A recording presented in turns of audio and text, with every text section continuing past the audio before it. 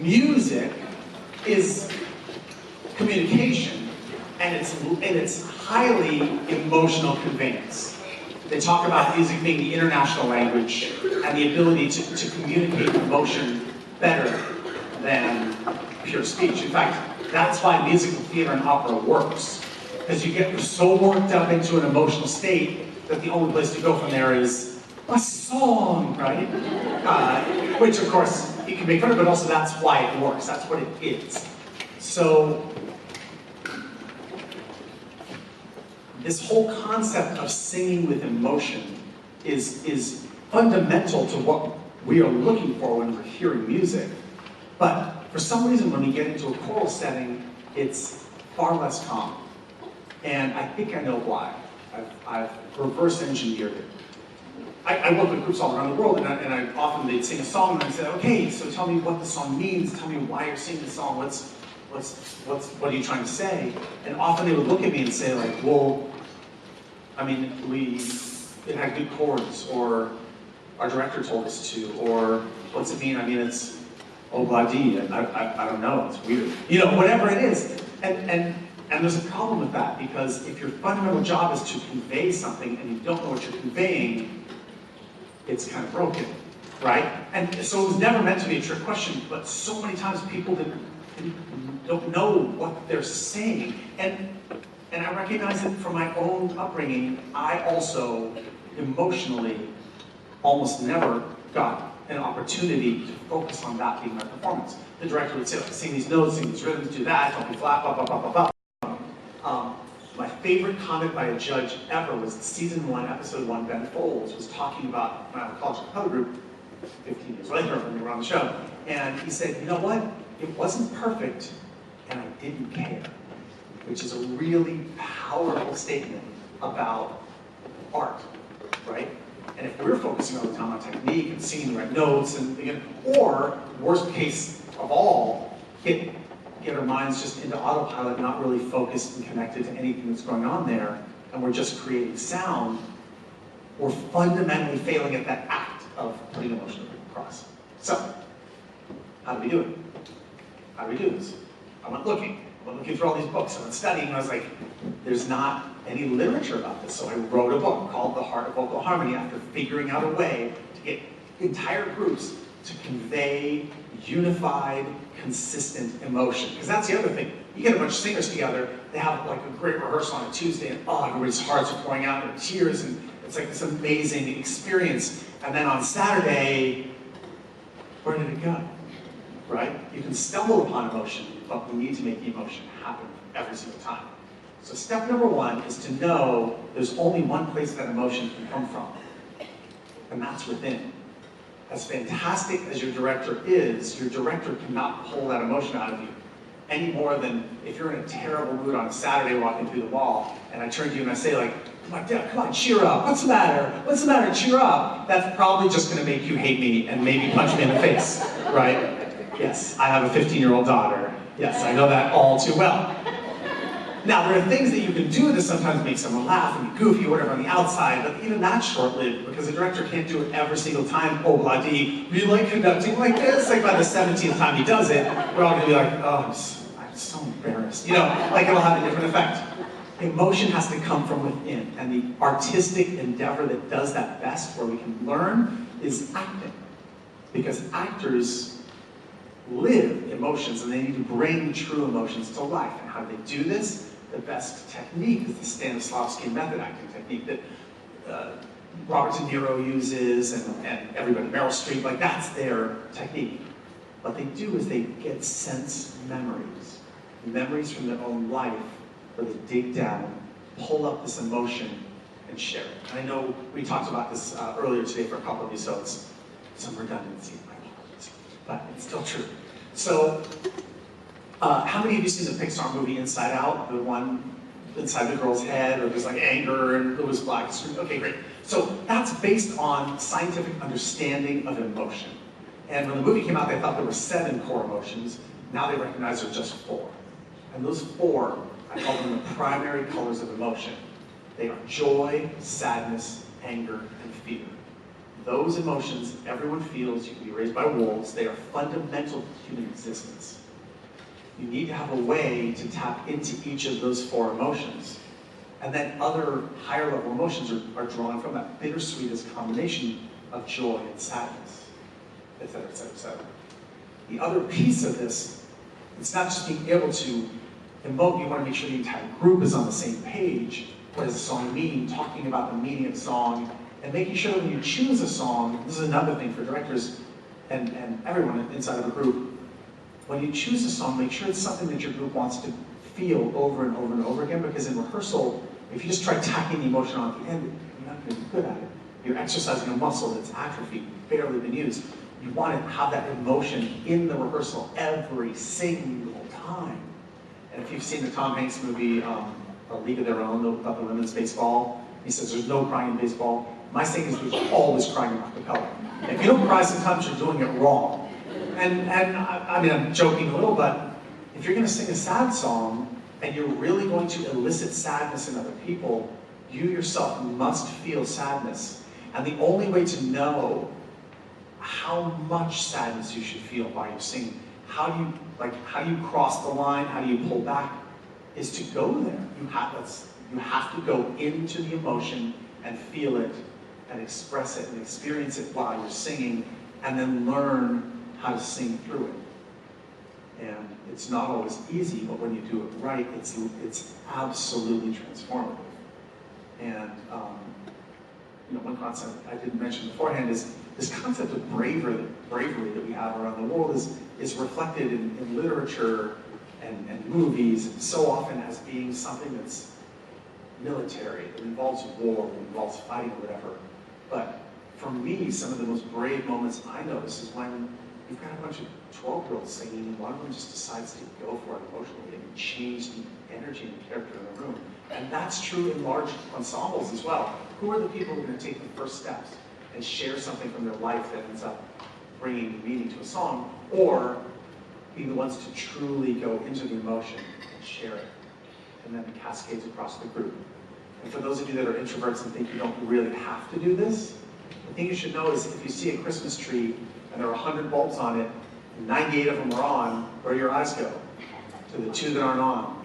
So if you're in a big group and everyone's feeling the emotion, and you think you can be Mr. Poopy Pants in the corner and not feel anything, everyone's going to be staring at you. So it didn't work out so well for you, Mr. Introvert. It's going to be time to go into the emotion as well. Anyway, the concept of emotion in music is something we understand, but there are techniques and all these things that can be brought to bear, and that's what's in the book, Vocal Harmony. Blah, blah, blah, available at Amazon now. Any questions about any of this around emotion, what you've experienced?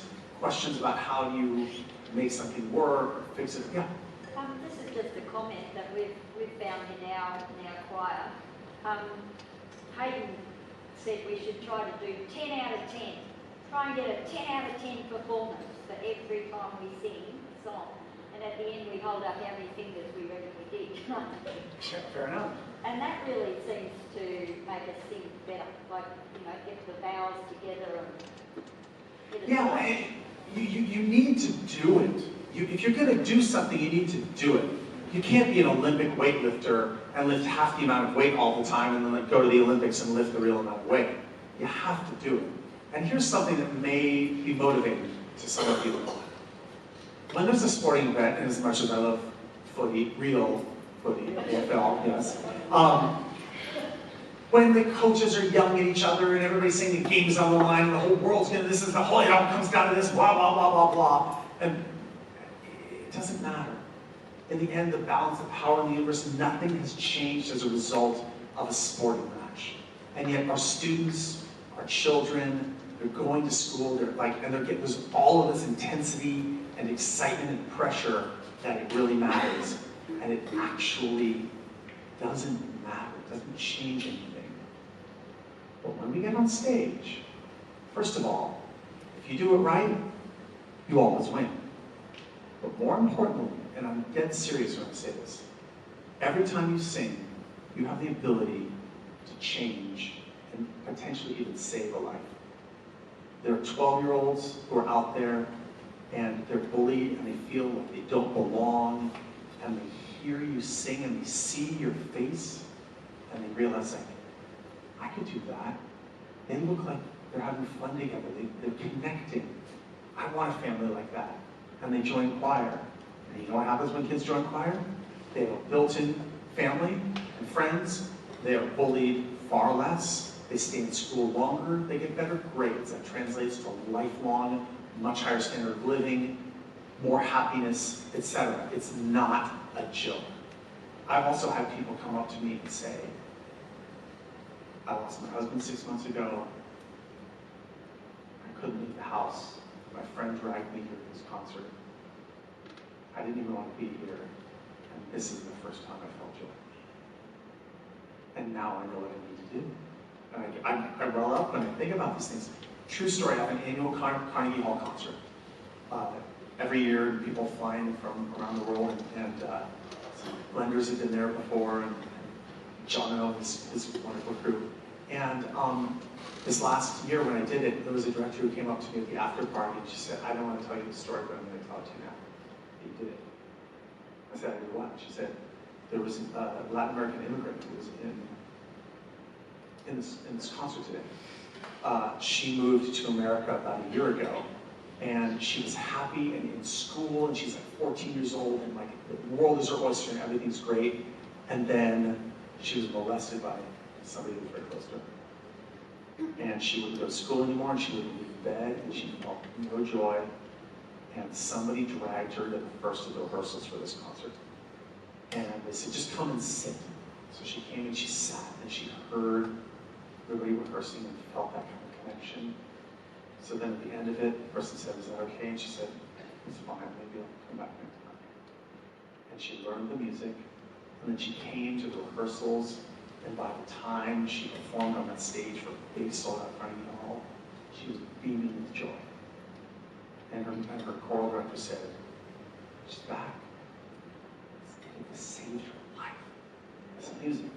I'm not kidding.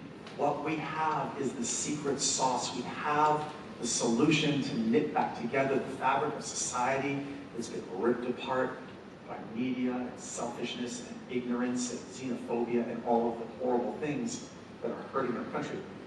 Everybody used to sing. You might not realize this. Before recorded music, everyone sang. If you wanted Christmas carols, you made Christmas carols. If you read one of those classic old novels, there's always a chapter after the meal. They all retire to the parlor and they join their voices in song. A Renaissance man, sexist, of course, back in the day, all knew music. They all sang, right? I mean, it was a part of what it was to be. And this isn't just the wealthy. This is like field hollers, sea shanties. Music was everywhere, and we all made it. And then when recorded music came onto the scene, it was John Philip Sousa, the March guy who wrote the Stars and Stripes Forever and Monty Python theme, though he didn't realize it. His greatest accomplishment. And he said, this is going to ruin music. And people laughed at him. They're like, you don't understand. Music will be everywhere. And it is everywhere. But what happened is, as it became everywhere, it started to slip down the level of importance of education, and people realized, like, well, not everybody needs to be able to sing. Except we're hardwired as human beings, as mammals, to sing. Look at the animal kingdom, right? Birds, crickets, and whales, and so many different creatures sing to communicate. That is the way they communicate. And although prehistoric times literally means nothing was written down, we can be pretty sure that predating language was humans communicating through tone, right? Sound.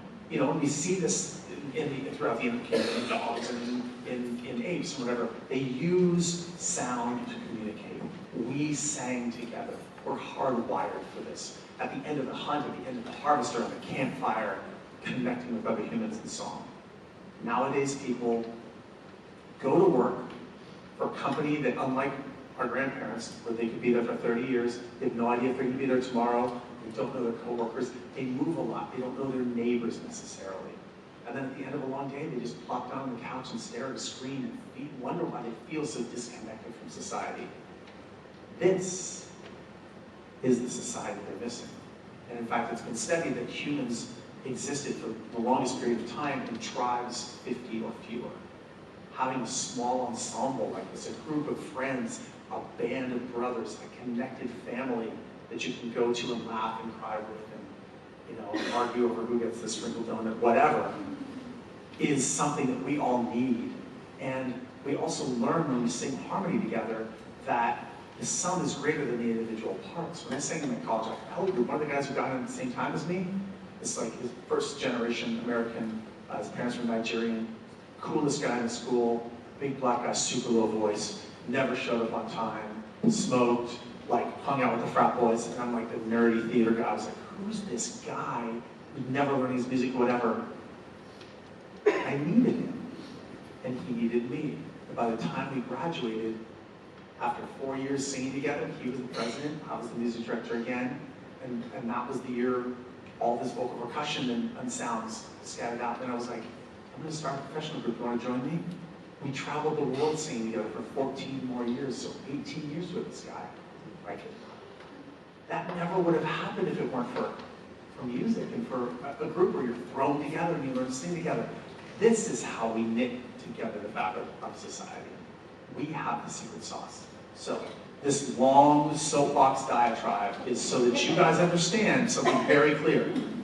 The reason you give it 10 out of 10 is because there's a life out there that needs saving. And it may be a farmer's market, and there are 23 people who you can see listening to you, but you can't see the kid hiding behind the outhouse, whatever, I don't know. And there's someone who's sitting at her stall, and she's weeping quietly as she's selling pears. You don't know. And these people will probably never come up to you and let you know what difference you've made in their life, just as the people who convinced you to sing probably never heard it from you.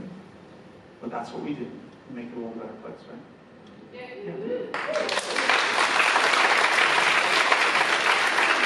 So, all of that is to say, make sure that you lean and that it's emotion forward, that you put your personality and 100% of who you are into your music. And one last thought about that. You may be in a group of 60 people. You may be in the third to back rise or off to the side and think nobody's looking at you. Somebody's always looking at you. Somebody's identifying with you. Someone's saying, that's me. That's me. I'm that person. I promise you, that's the way it works. Cool. Okay, enough of my yapping.